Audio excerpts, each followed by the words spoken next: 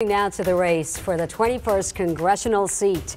For the first time in more than 3 decades, there will be a new face representing this district in Washington. Yeah, the 21st district reaches from Austin, San Antonio, well into the Hill Country, other places. Incumbent Lamar Smith not running for re-election, so this week we're getting to learn more about the two leading candidates to replace him, Republican Chip Roy and challenger Democrat Joseph Kopser. Joining us this morning right now is Joseph Kopser. Good morning. Good to have you here with us. Appreciate being here. During a recent conversation, you talked about your commitment to working across the political aisle and saying that, you need to sit at the table together to really solve the immigration problem. Given everything that's happened in the last, few weeks, do you support President Trump sending thousands of troops to secure the U.S.-Mexico border? I support any decision to support and secure the border, but when the decision is made for political reasons, as this one very clearly is, there is no clear and present danger from this group coming right now. But to be sending it during the week of the 5 days before the election is really a political stunt. And what I hope is that all people listening and watching this understand that a soldier like myself of 20 years who actually has been in the business of securing borders and keeping our country safe can help people understand the difference between securing a border and a political stunt. And I think Joe Strauss said it very well in his op-ed yesterday in the Houston Chronicle. We need to be focusing on what we share in common together, not what separates us. So what kind of response would you have liked to have seen then?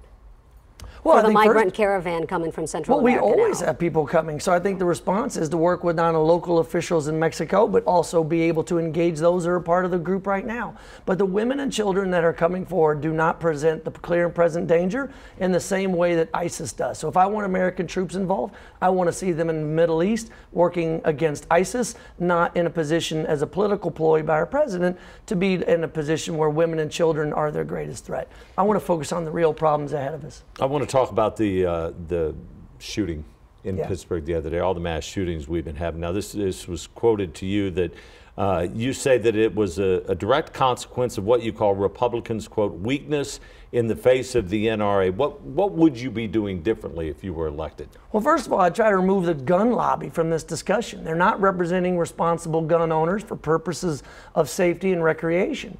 That is what I want to see, is responsible gun owners at the table, because, by the way, most of them want to see a reduction. Well, actually, all responsible gun owners want to see a reduction in this senseless gun violence. And the best way to do it is to keep guns out of the hands of the people who should never have them. And we're talking about terrorists and criminals. And that means common sense reform on background checks, on enforcing the no-fly, no-buy, being able to make it so that we can study the connection between mental health and gun violence. And if we can get at what's really going on with these people that are just drawn to these senseless acts of violence because of the mental health issues they have, that's how we can reduce gun violence. The NRA and gun supporters say there are enough gun laws on the books, they're just simply not enforced. How do we get them enforced then? Why aren't they being enforced? The gun lobby is trying to confuse everyone and divide.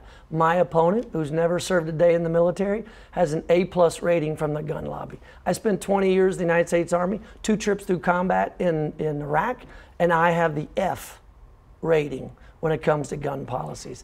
So what they're trying to do is just divide Americans. Let me ask you this, in regarding guns, should people with medical cannabis prescriptions be allowed to carry weapons?